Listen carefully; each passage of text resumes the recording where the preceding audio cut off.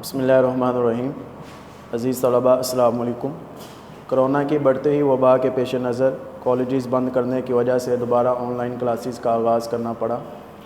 عزیز طلباء، physical classes کے اندر ہم نے اردو کا پہلا سبق مناقب عمر بن عبدالعزیز شروع کیا تھا، اور اس کے دوسرے پیراگراف سے ہم اس سبق کا آغاز کرتے ہیں، کیونکہ پہلا پیراگراف جو ہے وہ ہم نے کلاس کے اندر پڑھ لیا تھا، اور اس کے ساتھ ساتھ عمر بن عبدالعزیز کا مختصر تعارف آپ کے سامنے جو ہے وہ لکھا ہے۔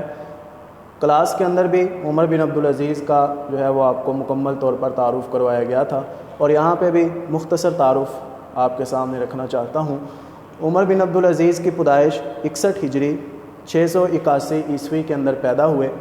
والد کا نام عبدالعزیز بن مروان تھا، جو 21 برس مصر کے گورنر رہے۔ والدہ کا نام عاصم، جو حضرت عمر فاروق رضی اللہ تعالی عنہ، جو مسلمانوں کے دوسرے خلیفہ ہیں، ان کی پوتی تھی۔ اکتساب علم، یعنی آپ نے کن کن لوگوں سے علم حاصل کیا؟ انس بن مالک رضی اللہ تعالیٰ عنہ، جو کہ بہت مشہور صحابی ہیں، صائب بن یزید رضی اللہ تعالیٰ عنہ، یوسف بن عبداللہ جیسے جلیل القدر صحابہ سے جو ہے وہ آپ نے علم حاصل کیا۔ اس کے علاوہ بچپن کے اندر ہی آپ نے قرآن مجید کو حفظ کر لیا تھا، یہ بھی آپ کے لیے ایک بہت بڑی سعادت تھی۔ پھر اس کے بعد آپ مدینہ کے گورنر بنے۔ 707 سے لے کر 713 تک، یہ تقریباً 6-7 سال جو ہیں وہ آپ مدینہ کے گورنر رہے، اور مسجد نبوی کی تعمیر زمانہ گورنری کا شاندار کارنامہ ہے۔ اس کے ساتھ ساتھ آپ جب مدینہ کے گورنر بنے تو آپ نے مدینہ کے لوگوں میں عدل و انصاف، بھائی چارہ، اخوت، مساوات، یہ ساری چیزیں جو ہیں ان کے اندر پروان چڑھائیں۔ تو جب آپ مدینہ کے گورنر تھے اور اتنی شاندار آپ نے جو ہے وہ 6-7 سالہ گورنری کی کہ آپ کا جو ہے وہ پورے عرب کے اندر جو ہے وہ چرچا ہوا۔ اس کے بعد آپ مسلمانوں کے خلیفہ بنتے ہیں 717 سے 10 فروری 720 تک، یعنی تقریباً 2.5 سال کا یہ عرصہ بنتا ہے آپ مسلمانوں کے خلیفہ رہے، اور خاندان بنی امیہ کے 8ویں بادشاہ۔ ٹوٹل خاندان بنو امیہ کے 14 بادشاہ تھے، اور ان میں سے آپ 8ویں بادشاہ تھے، اور یہ خاندان بنو امیہ، اس کی بنیاد جو ہے وہ حضرت امیر معاویہ رضی اللہ تعالیٰ عنہ نے رکھی تھی۔ وفات 10 فروری 720 کے اندر آپ کی وفات ہوتی ہے۔ کل عمر آپ نے جو ہے وہ 39 سال بسر کی۔ تو آپ کو جو ہے وہ زہر دے کر جو ہے وہ مروایا گیا۔ اس کی وجہ یہ تھی کہ آپ اپنی حکومت جو ہے وہ خلفائے راشدین کے طرز عمل پر چلانا چاہتے تھے، جبکہ خاندان کے دوسرے لوگوں کو یہ بات بالکل پسند نہ تھی، تو لہٰذا آپ کے ایک غلام کو جو ہے وہ 1000 اشرفیاں دے کر آپ کو جو ہے وہ زہر دلوا دیا گیا۔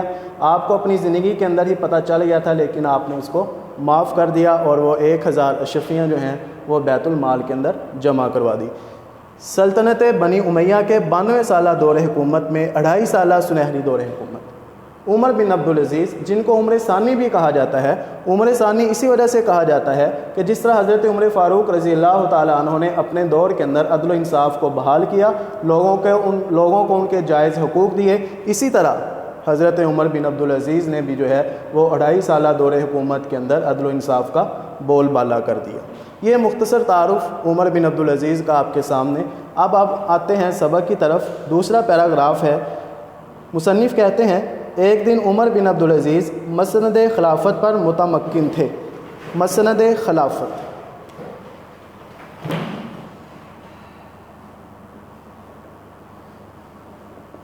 مسند خلافت پر متمکن تھے۔ مسند خلافت، خلافت کی کرسی، متمکن بیٹھنا، کہ ایک دن عمر بن عبدالعزیز جو ہیں وہ خلافت کی کرسی پر، بادشاہت کی کرسی پر بیٹھے تھے۔ ایک عیسائی نے جو ہمس کا رہنے والا تھا، ہمس شام کا ایک شہر،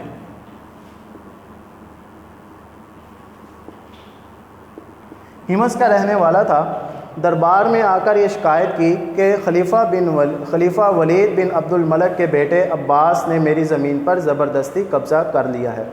عمر بن عبدالعزیز کرسی کے اوپر بیٹھے ہوئے ہیں، شام سے ایک عیسائی آپ کے دربار میں آتا ہے اور آپ سے کہتا ہے کہ ولید بن عبد الملک کا بیٹا جو عباس ہے، اس نے میری زمین کے اوپر زبردستی قبضہ کر لیا ہے۔ عمر بن عبدالعزیز نے عباس کی طرف دیکھا۔ عباس نے کہا یہ زمین مجھ کو خلیفہ ولید نے بطور جاگیر عنایت کی تھی۔ جاگیر کہا جاتا ہے وہ زمین جو حکومت کی طرف سے ملے، حکومت کی طرف سے ملنے والی زمین۔ جب اس نے یہ اپنی شکایت بیان کی تو فوراً عمر بن عبدالعزیز نے عباس کی طرف دیکھا تو عباس نے آگے سے جواب دیا کہ یہ زمین، یہ جاگیر جو میرے پاس ہے، یہ میرے باپ جو سابق خلیفہ ولید بن عبد الملک تھے انہوں نے جو ہے وہ مجھے عنایت کی ہے۔ چنانچہ اس کی تحریری سند بھی میرے پاس موجود ہے، تحریری سند، لکھا ہوا ثبوت۔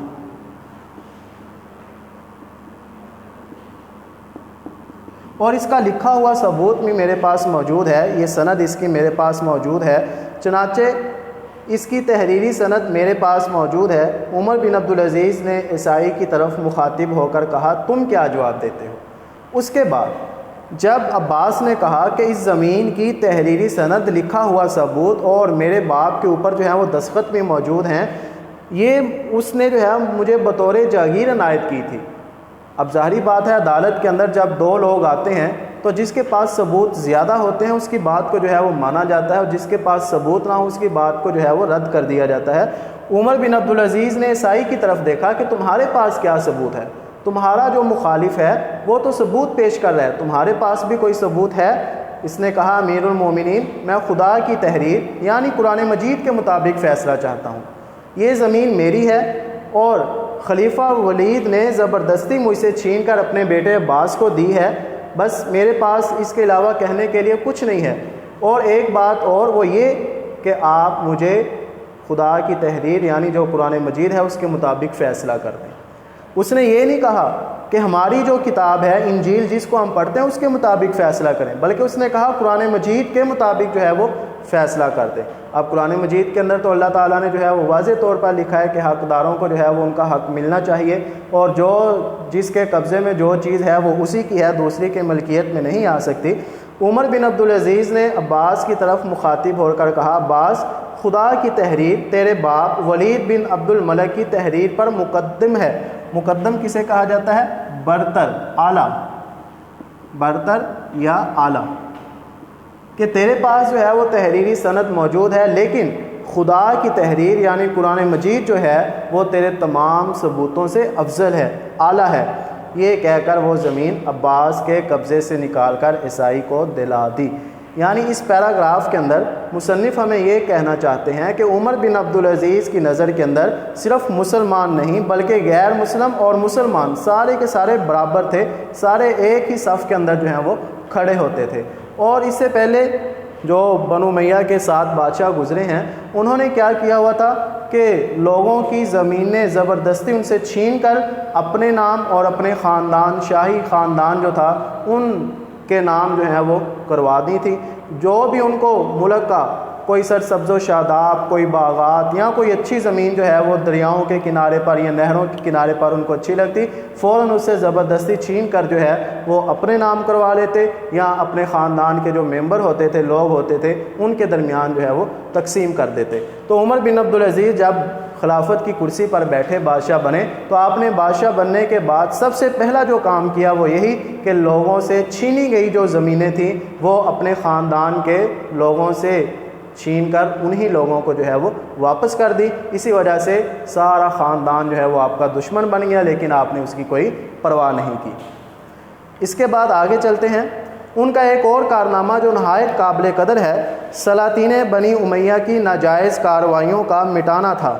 ناجائز کارروائیاں، سلاطین بنو امیہ کے بادشاہ جنہوں نے عوام کے اوپر بہت زیادہ ظلم و ستم روا رکھے ہوئے تھے، ان سے جو ہے وہ حق گوئی بھی چھین لی گئی تھی، ان سے آزادی جو ہے یہ نعمت بھی چھین لی گئی تھی، لیکن آپ نے یہ ساری ناجائز کارروائیاں جو تھیں ان کو ختم کیا۔ سلاطین بنی امیہ نے ملک کا بڑا حصہ جو ذمہ داری کی حیثیت سے رایا کے قبضے میں تھا اپنے خاندان کے ممبروں کو جاگیر میں دے دیا تھا۔ جی وہی بات جو میں پہلے آپ کے سامنے کر چکا ہوں کہ ملک کا بڑا حصہ جو ذمہ داری کی حیثیت سے رایا کے قبضے میں تھا، رایا عوام کو کہا جاتا ہے، جو عوام کے قبضے میں زرخیز زمین کا بہت بڑا حصہ، جو بہت زیادہ زرخیز اور ذمہ داری کے لحاظ سے اگر دیکھا جائے تو زمین بہت اچھی ہوتی تھی، وہ عوام سے چھین کر جو ہے وہ اپنے خاندان کے ممبروں میں تقسیم کر دیتے تھے۔ ممبر، لوگ، جی، جس طرح سلاطین تیموریہ کے زمانے میں بڑے بڑے صوبے شہزادوں کی جاگیر میں دے دیا جاتے تھے۔ سلاطین تیموریہ سے مراد مغلیہ خاندان، جنہوں نے جو ہے وہ بر صغیر کے اندر ایک لمبا عرصہ جو ہے وہ حکومت کی، اور آخری جو مغل بادشاہ بہادر شاہ ظفر جو 1857 کی جنگ آزادی میں قید ہوا، سلاطین تیموریہ مغلیہ خاندان کے لوگ، انہوں نے بھی یہی کام کیا تھا کہ انہوں نے صوبوں کے صوبے، شہروں کے شہر، اور اس کے علاوہ جو بھی زرخیز زمین ان کو نظر آتی تھی وہ زمینیں جو ہیں وہ عوام سے چھین کر اپنے جو ہے وہ خاندان کے لوگوں میں تقسیم کر دیا کرتے تھے۔ تو لہٰذا انہوں نے بنو امیہ کے لوگوں نے بھی یہی کام شروع کیا، جیسا کہ مصنف کہتا ہے جس طرح سلاطین تیموریہ کے زمانے میں بڑے بڑے صوبے شہزادوں کی جاگیر میں دے دیے جاتے تھے۔ جاگیر وہی جس کا مطلب ہم پہلے جو ہے وہ لکھ چکے ہیں، حکومت کی طرف سے ملنے والی زمین۔ عمر بن عبدالعزیز تخت خلافت پر بیٹھے تو سب سے پہلے اس کا خیال ہوا، لیکن ایسا کرنا تمام خاندان خلافت کو دشمن بنا لینا تھا، تاہم انہوں نے اس کی کچھ پرواہ نہ کی۔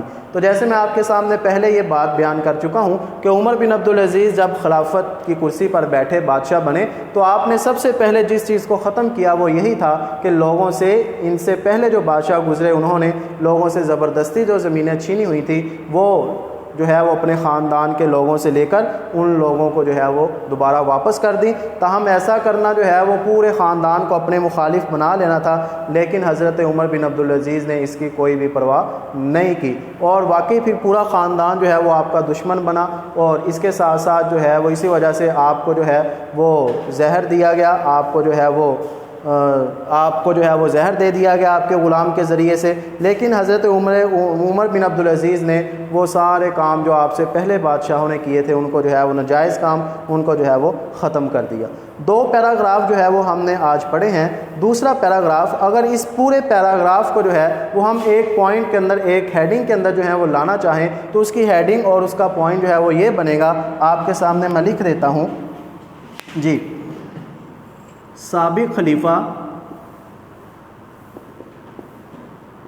ولید بن عبد الملک کے بیٹے عباس سے زمین چھین کر عیسائی کو واپس دلانا۔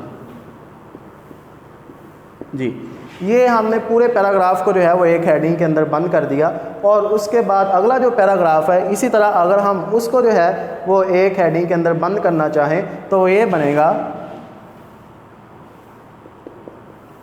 بنو امیہ کی ناجائز کارروائیوں کو مٹاتے ہوئے لوگوں کو ان کی زمینیں واپس کرنا۔ جی، یہ ہم نے دوسرا پیراگراف جو پڑھا ہے اس کو ہم نے جو ہے وہ ایک ہیڈنگ کے اندر بند کر دیا۔ یہ ہیڈنگ آپ نے خلاصے کے اندر نہیں لکھنی، بلکہ یہ ہیڈنگ اس وجہ سے لکھی جاتی ہیں تاکہ پورا سبق جو ہے وہ آپ کے ذہن میں رہے۔ اب جیسے ہم نے دوسرا پیراگراف پڑھا، جب آپ اس ہیڈنگ کو اپنے ذہن میں رکھیں گے تو پورا پیراگراف جو ہے وہ آپ کے ذہن میں رہے گا، اور تیسرا پیراگراف جو ہم نے پڑھا ہے جب آپ یہ ہیڈنگ پڑھیں گے تو تیسرا پیراگراف جو ہے وہ آپ کے ذہن میں رہے گا۔ اس سے فائدہ یہ ہوگا کہ آپ کو خلاصہ بھی جو ہے وہ اچھی طرح سے یاد ہو جائے گا اور ترتیب سے یاد ہو جائے گا، اور اس کے ساتھ ساتھ جب آپ پیراگراف کی تشریح کریں گے تو کیونکہ آپ کو پتہ ہے وہاں پہ سیاق و سباق بھی لکھنا ہوتا ہے تو لہٰذا وہاں سے آپ آسانی کے ساتھ اس کی تشریح کر سکتے ہیں، سیاق و سباق لکھ سکتے ہیں۔ جی عزیز طلباء، آج کا جو ہے وہ ہمارا اتنا ہی ہے، انشاءاللہ کل جو ہے وہ ہم اس سے آگے پڑھیں گے۔